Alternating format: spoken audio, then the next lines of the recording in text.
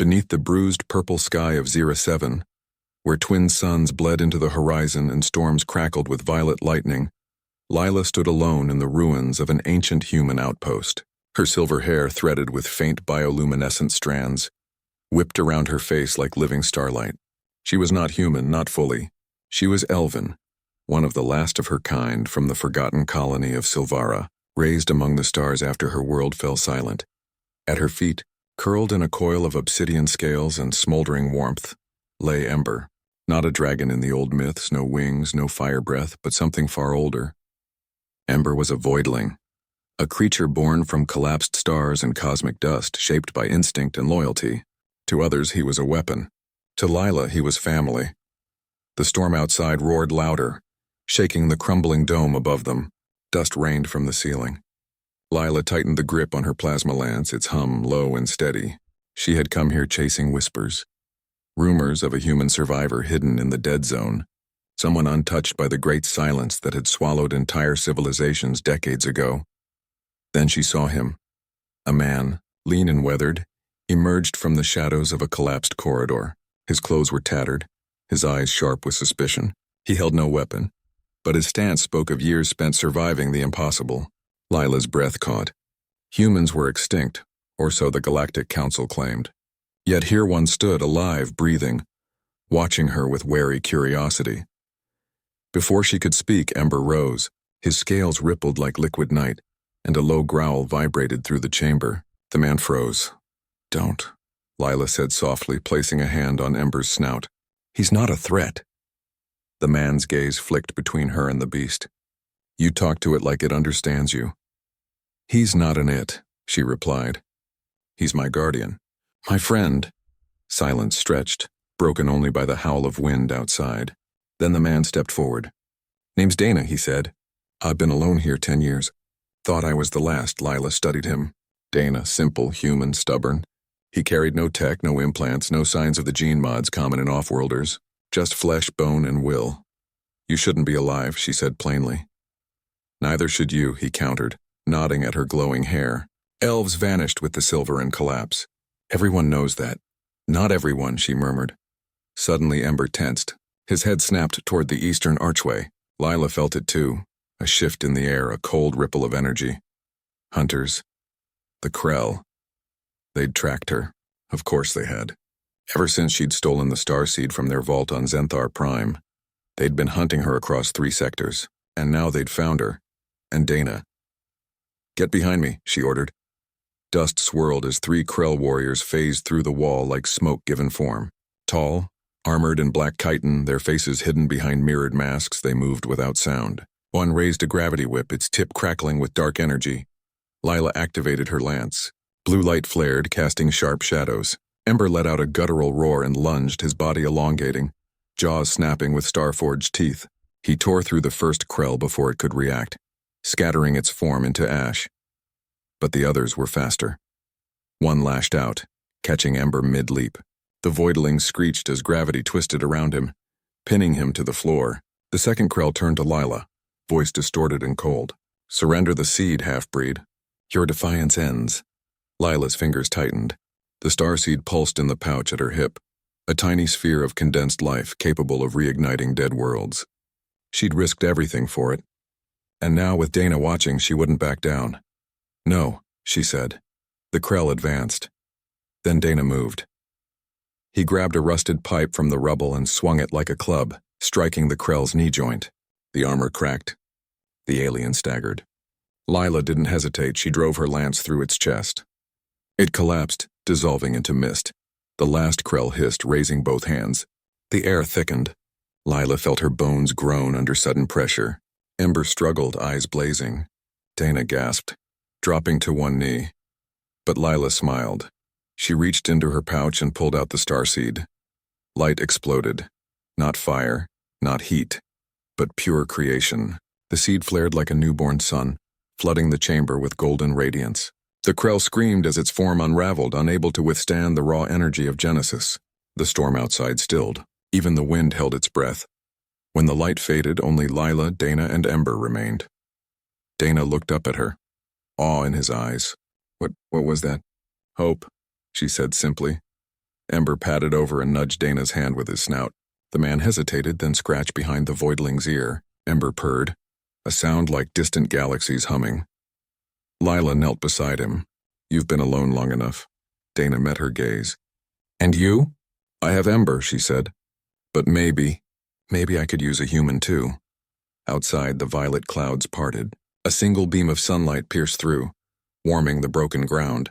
For the first time in years, 07 felt less like a tomb and more like a beginning. Lila stood, offering her hand. Come with us. There's a ship hidden in the canyon. We're going to Silvara. Silvara's dead, Dana said. Not if we bring it back. He took her hand. They walked for hours through the cracked plains of 07, the storm's aftermath leaving the air clean and sharp. Ember moved ahead, his senses tuned to danger, his tail occasionally brushing Dana's leg like a silent reassurance. Dana said little, but his eyes took in everything. The way Lila's hair shimmered in the fading light. The quiet hum of her tech, the strange grace in her step that spoke of a people long thought gone. Finally, they reached the canyon, a deep scar in the planet's crust, hidden beneath layers of magnetic rock that scrambled scanners. There, nestled in a cave veiled by holographic moss, sat her ship. It was small, sleek, shaped like a teardrop, its hull scarred from countless jumps through unstable rifts. The name Whisper was etched near the cockpit in silver and script. You built this? Donna asked. Rebuilt it, she corrected. From scrap, dreams, and stolen parts. Ember slithered up the ramp and curled inside near the engine core, already settling in. Lila tapped the airlock. It hissed open. Inside, the ship was warm, lit by soft amber panels. Vines of living circuitry climbed the walls. Biotech from Silvara, still breathing after all these years. Dana ran a hand along one.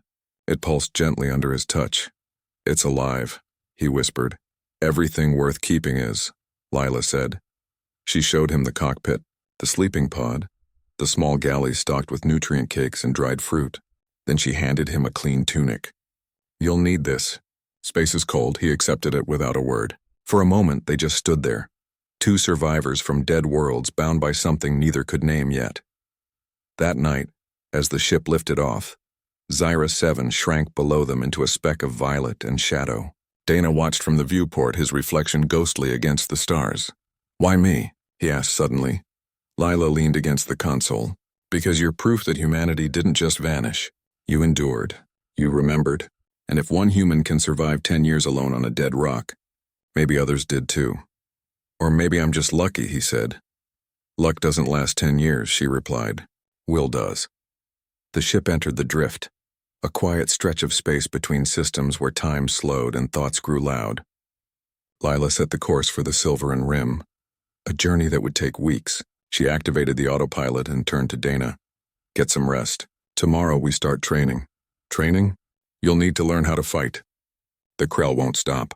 And out there, she nodded toward the endless dark. There are worse things than storms. Dana nodded slowly.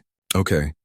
As he walked toward the sleeping pod, Ember rose and followed, curling just outside the door like a silent sentinel. Lila smiled. Even the voidling knew this human mattered. She stayed in the cockpit watching the stars. Her mind drifted to Silvara, the silver forests, the singing rivers, the great crystal spires that once reached for the heavens. All gone now, swallowed by the silence, a cosmic plague that drained life from worlds without warning. Her parents had sent her away on the last escape pod, pressing the starseed into her hands with tears in their eyes. Bring it back, her mother had whispered. Bring us back. And now, with a human and a voidling at her side, she finally had a chance. The next morning, Dana awoke to the smell of warm bread, a miracle in deep space. Lila had rehydrated old rations and shaped them into something resembling a meal. Ember sat nearby, chewing on a synthetic bone that glowed faintly. Eat, she said. Then we train. They moved to the cargo bay, cleared of crates and lined with padded walls. Lila handed Dana a practice rod, lightweight, non-lethal, but still solid. Show me what you know, she said.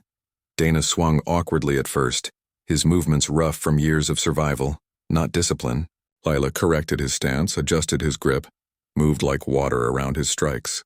She was fast, faster than anything he'd ever seen. But she never mocked him, only guided. By midday, he could block 3 of her strikes in a row. By evening, he landed a tap on her shoulder. She grinned. Not bad for a human. He grinned back. Not bad for an elf. That night, over a shared meal, he asked about the starseed. It's not just a tool, she explained. It's a memory, a world's soul compressed into light. When Silvara died, the Elders stored its essence in the seed, but it needs a living world to awaken. A spark. And you think I'm the spark? He asked, half joking. Maybe not you alone, she said softly. But humanity. Your kind built cities from nothing. You walked on.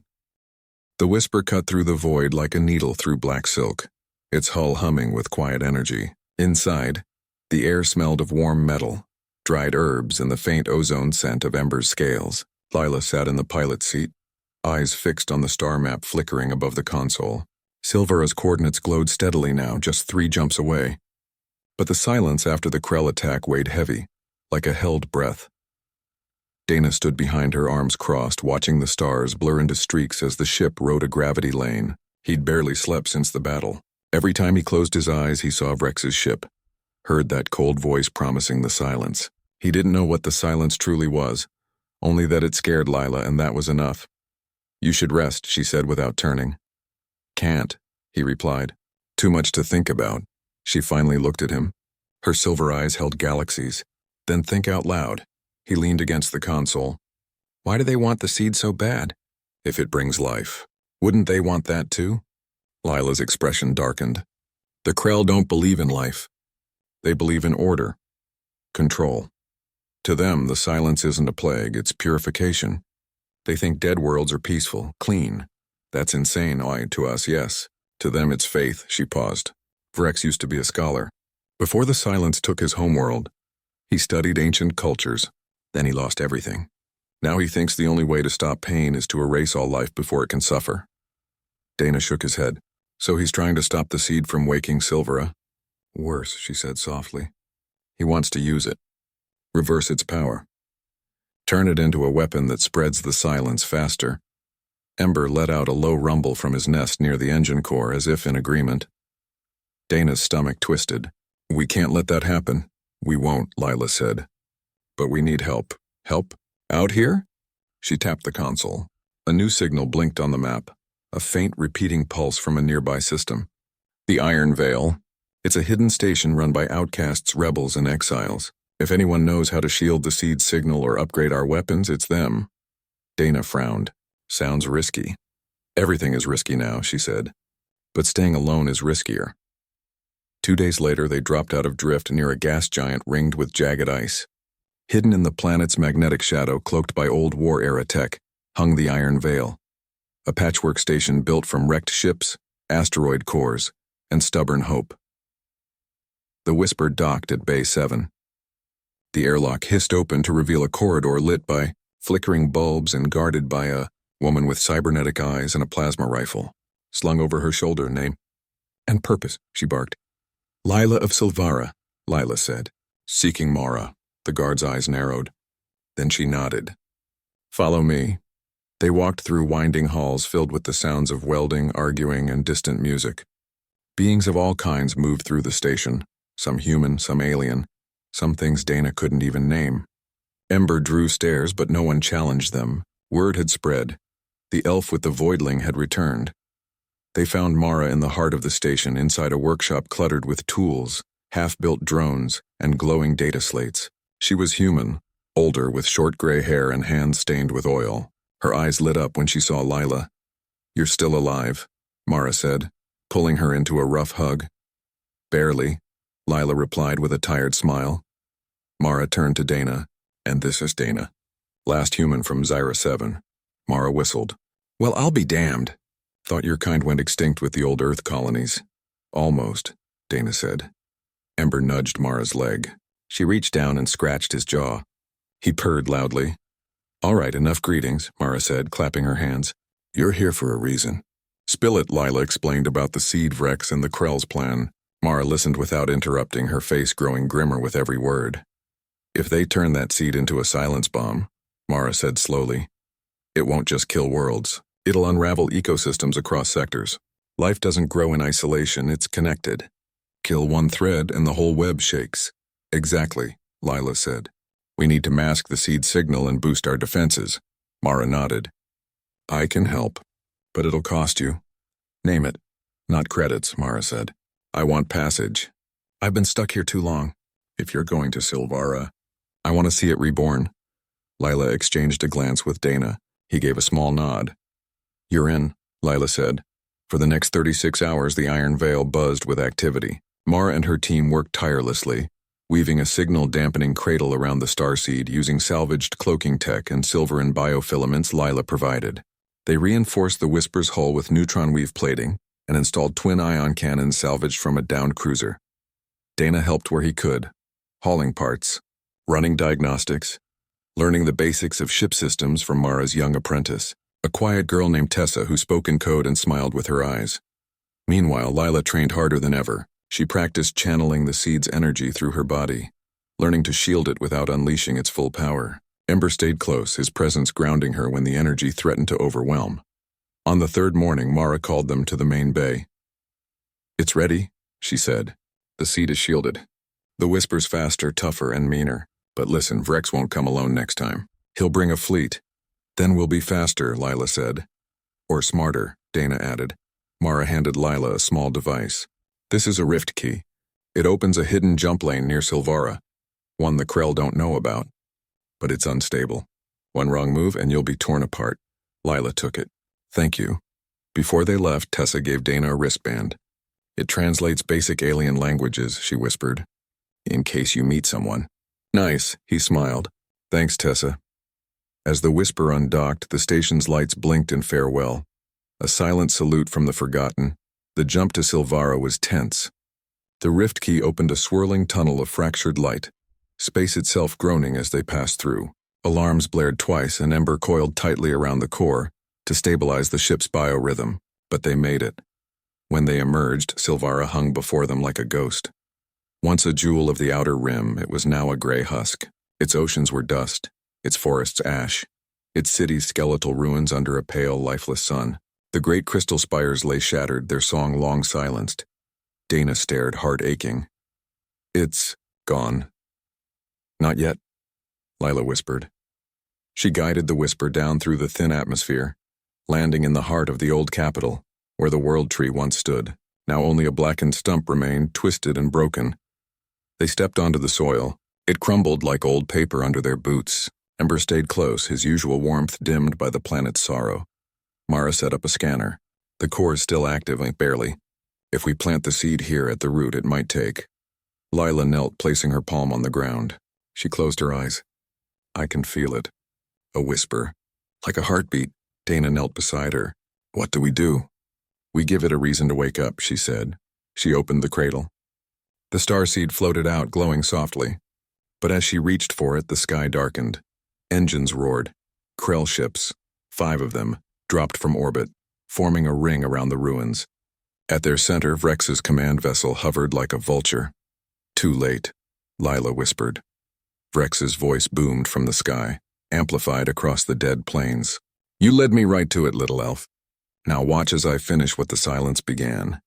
The Krell ships fired, not at the Whisper but at the ground. Seismic charges exploded, shaking the earth. Cracks raced toward the world tree stump. They're trying to destroy the core, Mara yelled. Lila didn't hesitate. She grabbed the seed and ran toward the stump, Dana and Ember at her heels. Mara stayed behind, manning the Whisper's cannons, firing at the closest Krell ship. The ground split open. Lava, cold and black, oozed from the fissures. The air grew thick with static. Vrex's ship descended, landing heavily 100 meters away. The ramp lowered. Vrex stepped out. He was tall, clad in polished obsidian armor, his face uncovered now. He looked almost human. Sharp features, pale skin, eyes like frozen stars. But his presence carried weight like standing near a black hole. Give me the seed, Lila, he said calmly. Spare this human the pain of watching his last hope die. Lila stood at the edge of the crater, seed in hand. You don't understand. Life isn't about avoiding pain. It's about choosing to grow anyway. Vrex sighed. Sentiment. That's what doomed your kind. He raised his hand. Gravity twisted. Lila cried out as she was lifted off the ground, the seed slipping from her fingers. Dana lunged, but Ember was faster. The voidling shot forward, jaws wide, and caught the seed midair before it could fall into the fissure. Brex's eyes narrowed. Kill it. Krell warriors poured from the ship, but Dana stood firm. He activated the wristband Tessa gave him. It pulsed once, then emitted a high-frequency tone, inaudible to humans, but painful to Krell audio receptors. The warriors staggered. Mara fired from the whisper, taking out two with precise shots. Lila dropped to the ground, gasping. She looked at Dana. Now, he nodded. Together they ran to Ember. The voidling placed the seed gently in Lila's hands. She turned to the stump. Dana, hold them off! He grabbed a fallen Krell rifle and fired, creating a wall of energy between them and the advancing warriors. Ember coiled around Lila, shielding her with his body. Lila pressed the seed into the heart of the stump. For a moment, nothing happened. Then, a pulse. Rain fell on Silvara for the first time in over a century. Not the acid storms of dead worlds, but soft, clean rain that kissed the ash-covered soil and coaxed green from the cracks. Lila stood knee-deep in new grass, her silver hair damp, her hands pressed to the earth. Beneath her palms, she felt it. The slow, steady pulse of a world breathing again. Dana walked beside her, boots sinking slightly in the softened ground. He carried a satchel of seeds Mara had brought from the Iron Veil. Earth grains, silver and moss spores, even a sapling wrapped in biogel. Ember trailed behind them, his obsidian scales now threaded with veins of emerald light, glowing faintly with the planet's renewed energy. Mara stayed near the whisper, overseeing the setup of a temporary base. Solar panels unfolded like petals. Water purifiers hummed to life. Drones buzzed overhead, mapping the safest zones for rebuilding. It's really happening, Dana said, watching a bird, small, blue-winged, impossibly alive, dart between the half-risen crystal spires. It's just the beginning, Lila replied. The seed woke the core, but the world needs care. Time, hands to help it grow. They spent the next days planting. Not just seeds, but hope. Lila sang old Silveran lullabies as she worked the soil, her voice weaving with the wind. Dana learned to listen, not just with his ears, but with his whole self. He began to understand the rhythm of the land, the way the trees leaned toward certain stars, how the rivers remembered their old paths even when dry. Ember helped too. Where he walked, the ground warmed. Flowers bloomed in his footprints. The voidling, once a creature of cosmic voids, had become a gardener of life. But peace never lasted long in the outer rim. On the 7th morning, Mara called them to the comms console. Her face was tight. We've got company. On the screen a fleet appeared, not Krell, but something else. Human ships. Old-style colonial cutters, patched and worn, flying the faded banner of the United Earth Alliance. Dana's breath caught. That's my people, or what's left of them, Mara said grimly. Lila studied the formation. They're scanning the planet. They know something's changed. Sure enough, a transmission crackled through, a woman's voice rough but clear. This is Captain Elise Ryan of the UEA Wayfinder. We detect biosigns on Silvara. Identify yourselves. Dana stepped forward. Elise, is that really you?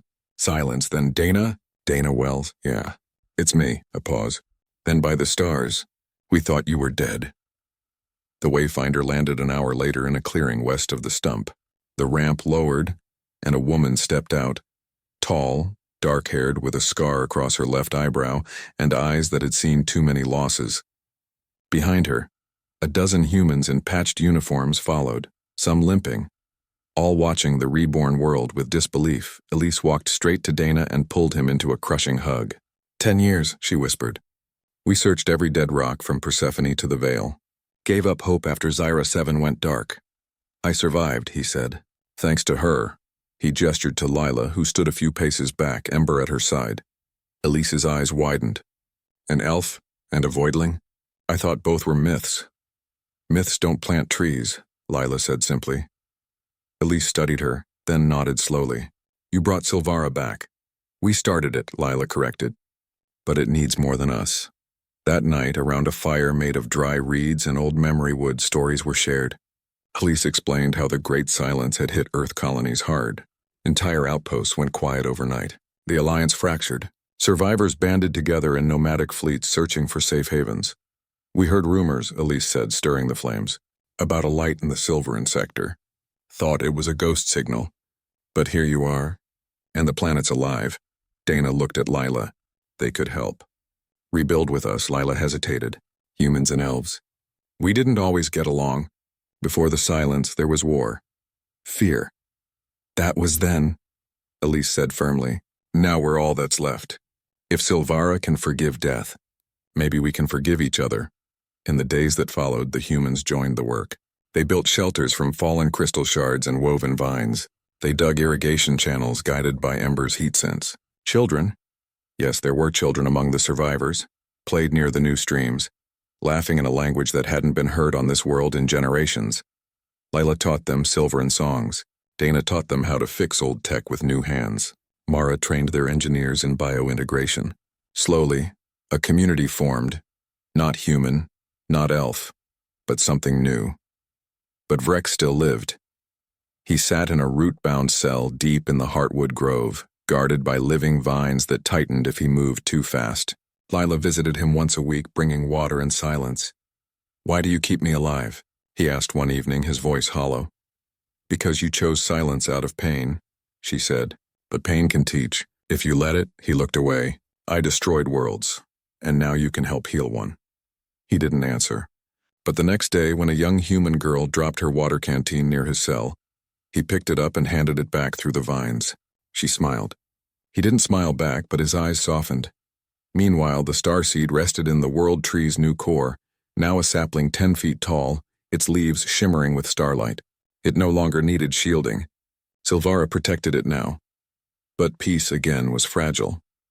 One morning, alarms blared from the whisper. Mara rushed in, face pale. Krell fleet inbound, bigger than before.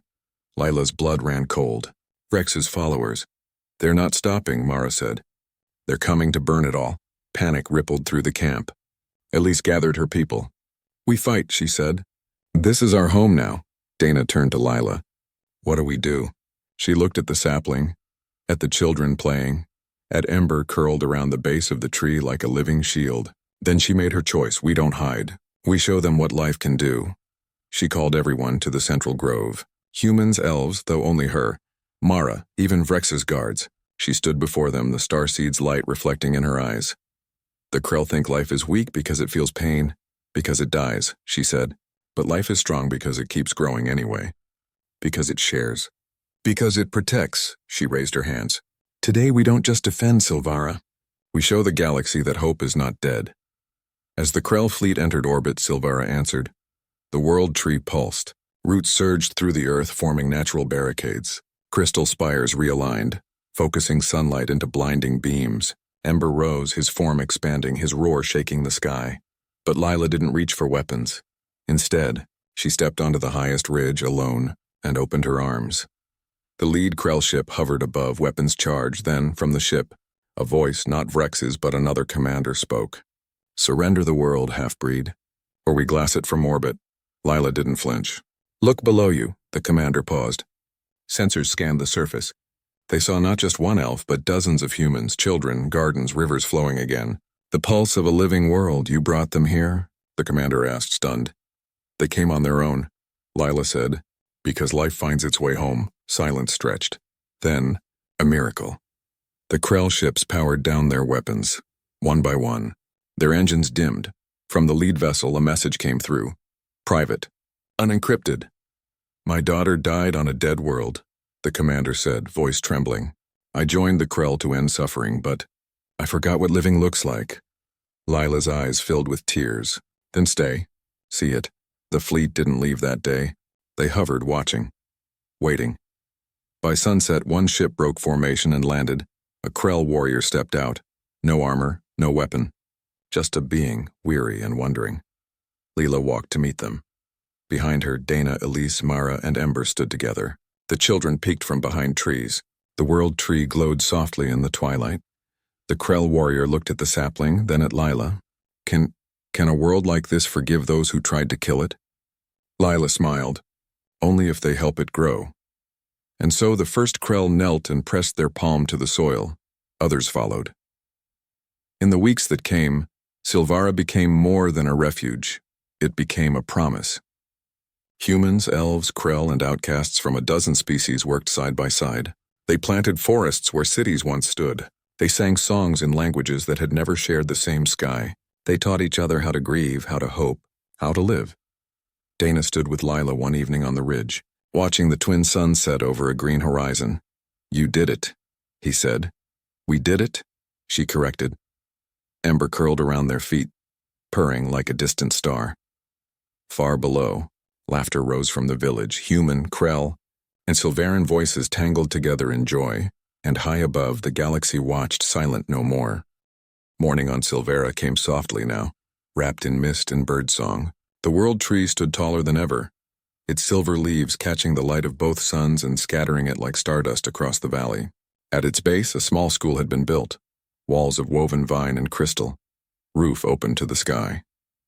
Inside, children of many kinds sat together, human, Krell, even a young elf born just weeks ago to a refugee from a hidden Silveran outpost. Lila walked among them, not as a warrior now, but as a teacher. She showed them how to listen to the wind, how to read the pulse of the soil, how to speak to plants not with words but with care. Dana sat nearby, helping a Krell child fix a broken solar toy.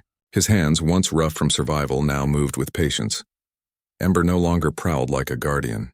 He lounged in the sun, letting the little ones climb on his back, his scales warm and safe. Even the Krell elders, once rigid in their belief in silence, now sat in quiet circles with human elders, sharing stories of lost worlds and second chances. But peace, even when earned, is never without shadows.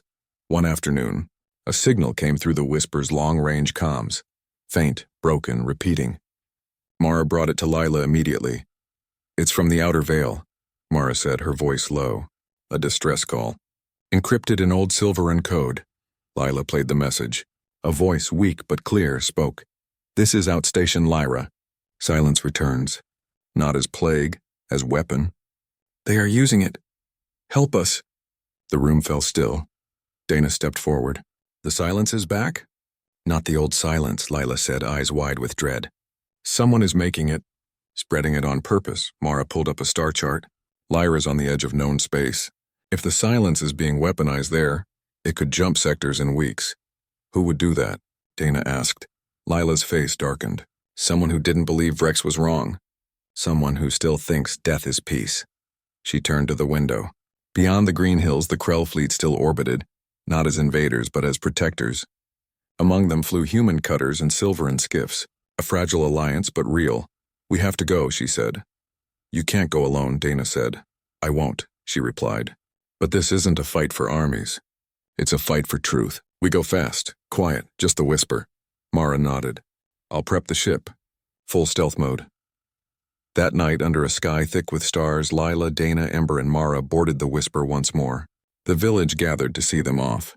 Elise stood at the front, arms crossed but eyes proud. "Bring them back alive," she said. "We will," Dana promised.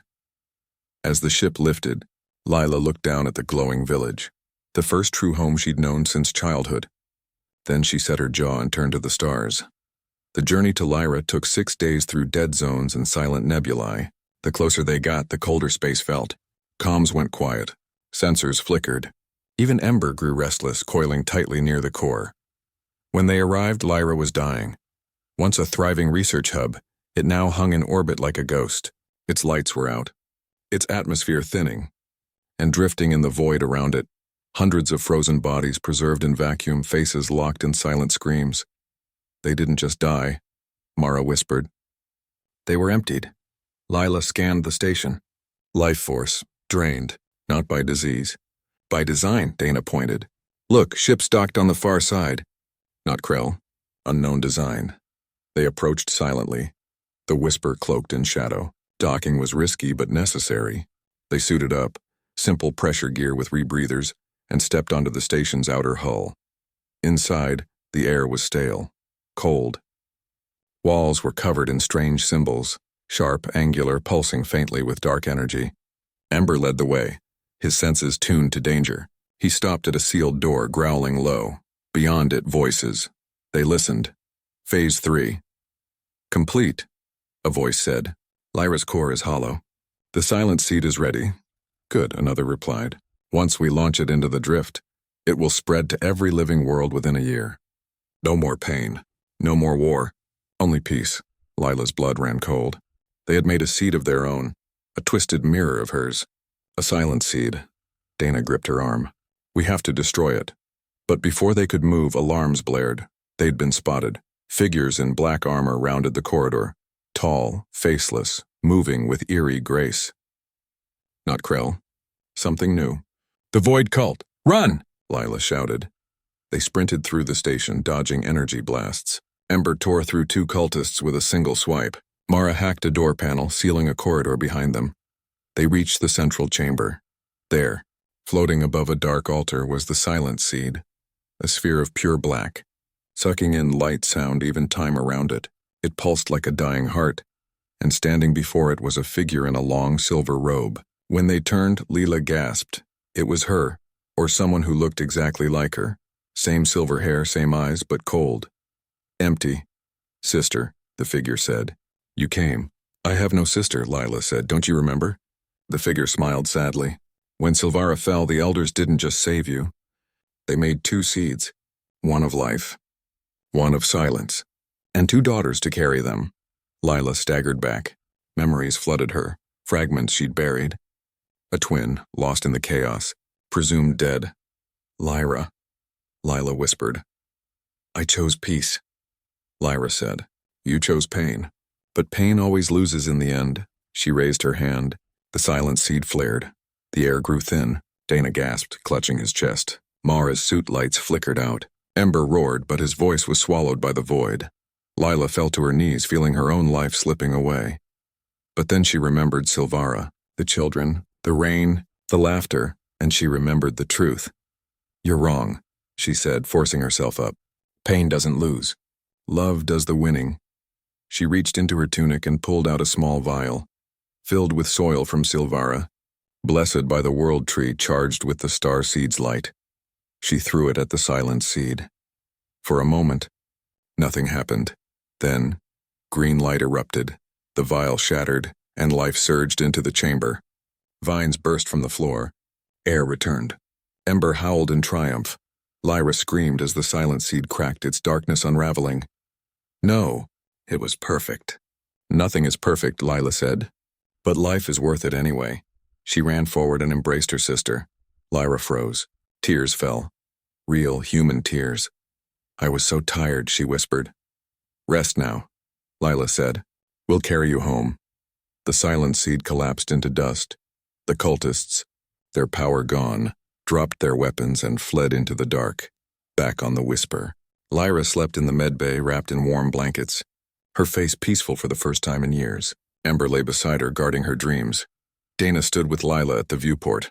What do we tell them back home? He asked. The truth, she said, that even the darkest heart can find light, that no one is too lost to come back. Mara joined them. The station's stabilizing. Survivors in cryopods. We'll bring them to Silvara.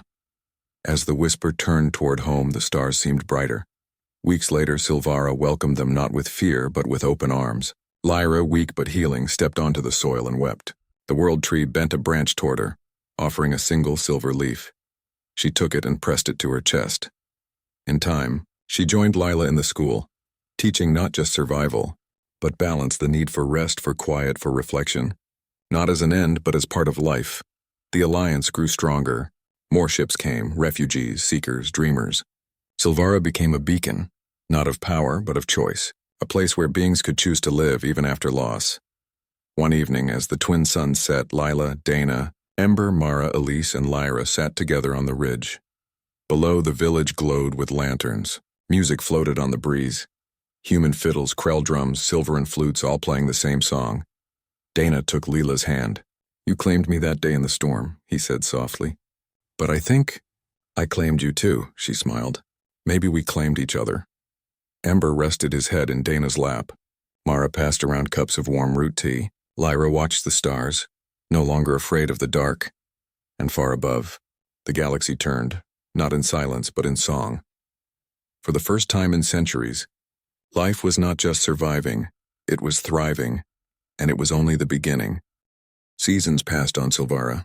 The world tree now stretched high into the clouds, its silver leaves shimmering with starlight even at noon. Rivers once dry now sang through green valleys.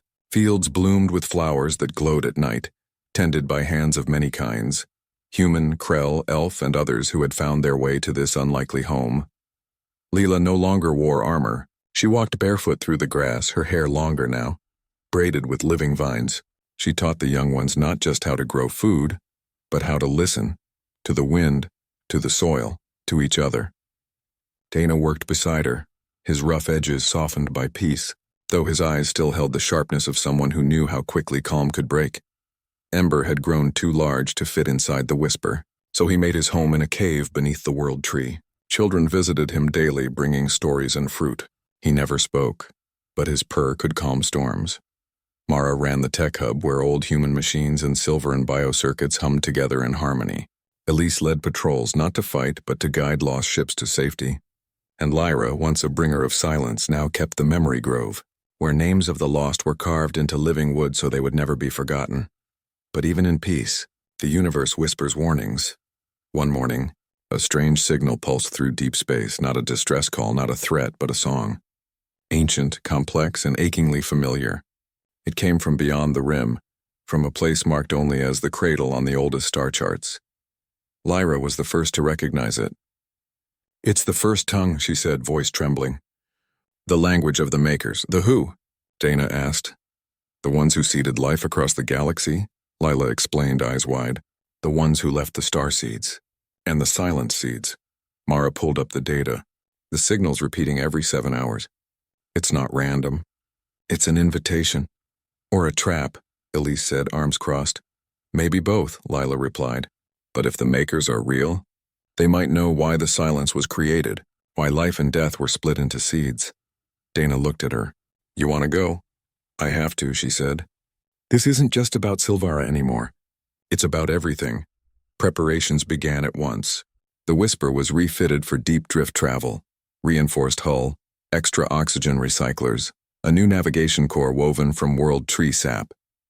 Ember would stay behind to guard the planet, but he nudged Dana's hand before they left as if to say, "Bring her back." This time, the crew was small.